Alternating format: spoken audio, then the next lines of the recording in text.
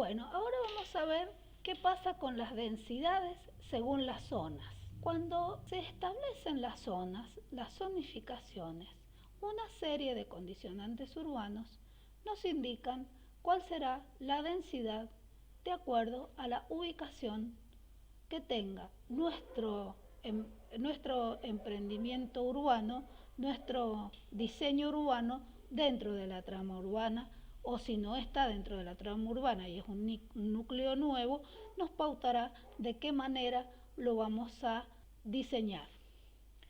Por ejemplo, en las zonas comerciales vemos que los lotes son de 200 metros cuadrados, no son obligatorios los retiros y el factor de ocupación del suelo es del 100% en la zona C1, que sería de capital, y en la zona C2, que serían las zonas comerciales de las cabeceras de departamentos o de los centros o de otro tipo de centros urbanos dentro de la provincia de San Juan.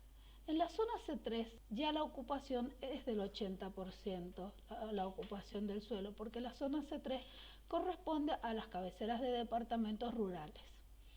Si nos fijamos, por ejemplo, en estas zonas comerciales que están marcadas con rojo, los factores de edificación van de 2.4 a 3.5. Son factores de edificación que permiten construir en varias plantas, digamos. Bueno, en las zonas residenciales de alta densidad vemos que son prácticamente iguales los tamaños de lotes que en las zonas comerciales. Y los factores de ocupación también son bastante altos. Tenemos, por ejemplo, en las zonas R1 y R2 el 80% de ocupación del lote. Los factores de edificación van de 1,8 a 4,8. También son bastante importantes los factores de edificación. Con esto lo que nos está indicando es que podemos hacer algún tipo de edificio en altura. Las zonas R3 y R4, si bien son de una densidad media alta, diría una densidad media, tienen factores de ocupación más moderados, lo que nos da la pauta de los barrios con lotes un poco más forestados, con un poco más de barrios, yo me animaría a decir hasta barrios, hasta acá pueden entrar incluso algunos barrios de tipo jardín, barrios jardín que son muy lindos. De todas maneras, este factor de ocupación y estas dimensiones de lotes, aunque son dimensiones un poco ajustadas, pero sí nos permiten tener esos espacios abiertos, esos espacios que contribuyen con algo de forestación a la zona. Y las zonas residenciales de baja densidad, donde están las zonas R5, que esto es R5 y R6 y ZR vendrían a ser un periurbano prácticamente, ¿no? R5 y R6 un periurbano residencial y el ZR podría llegar a ser un periurbano agrícola de tipo familiar, de manera que, como nosotros vemos acá, el factor de ocupación del suelo es bastante más bajo. Se puede ocupar solamente un 30, un 20 a un 30% se puede ocupar del terreno. Quiere decir que nos está dejando libres un 70-80% como aporte de vegetación, de forestación a nuestro ambiente. También los factores de ocupación, de edificación son bastante bajos, van de 0,3 a 0,5, 0,4. Esto nos está indicando que no podemos construir en más de 2 plantas. Nos está indicando ya una altura que no nos va a permitir, combinado con el factor de ocupación del suelo, construir en varias plantas. Ya nos está dando una cierta morfología del lugar, de la urbanización que estamos pretendiendo hacer. Ya nos está dando una modalidad, una forma y una función. Cuando nosotros tenemos departamentos con un periurbano hortícola que está muy cercano a la ciudad, vemos, por ejemplo, vamos a poner el ejemplo del departamento Santa Lucía, una zona semirural intermedia, que por ahí como que se parece a un R5, que tiene un factor de ocupación muy bajo. En esta zona semirural intermedia es una zona que se presta para la huerta familiar, para la economía, para las prácticas económicas familiares de huerta. Igual la zona semirural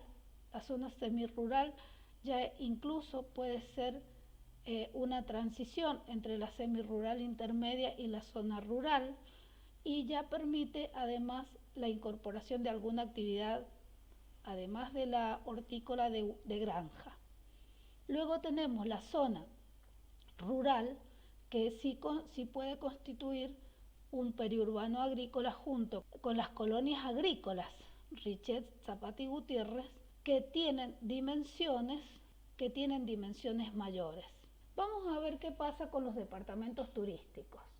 En los departamentos turísticos, como el departamento Sonda, nos va a aparecer otro tipo de densidad, nos va a aparecer otro tipo de reglamentación, porque tiene que ver con el esparcimiento. Así, por ejemplo, tenemos lotes de 1000, 1200, 2500 metros cuadrados, donde los primeros corresponden a las zonas turísticas ZT1, ZT2, y la zona rural intensiva ya directamente conforma una zona de huertas, digamos, una zona que se aboca a la producción hortícola y de granja. Y la zona rural extraurbana, donde el lote mínimo es de 1 hectárea, ya nos está hablando de una zona netamente productiva. De esta manera se configura una zona de turismo netamente rural. Nosotros sabemos que Sonda lo buscamos porque nos encanta ese microclima que tiene, que es propio de las áreas rurales, y justamente es el paisaje rural lo que nos llama a hacer turismo. Por lo tanto, es un fuerte potencial el turismo rural en las zonas donde, a través de esta herramienta que son los planes de ordenamiento, se fortalecen las áreas turísticas, poniendo en valor los paisajes culturales. Bueno, vamos a ver un poco qué pasa con San Martín, que también yo les había contado que es un departamento productivo. En San Martín tenemos un área de producción agrícola industrial, donde la superficie mínima es de 1 hectárea, porque tienen bodegas, y detrás de las bodegas tienen sus propias plantaciones de viñedos, y es una zona que no solamente produce vinos, y vinos de muy buena calidad y de exportación, sino también tiene aceiteras y tiene olivos. También están abocados a todo lo que es a la producción hortícola y la producción apícola. Ellos están bastante organizados, tienen una sede regional INTA que está permanentemente trabajando con huertas, granjas, cultivos, ya que San Martín tiene certificación de municipio saludable.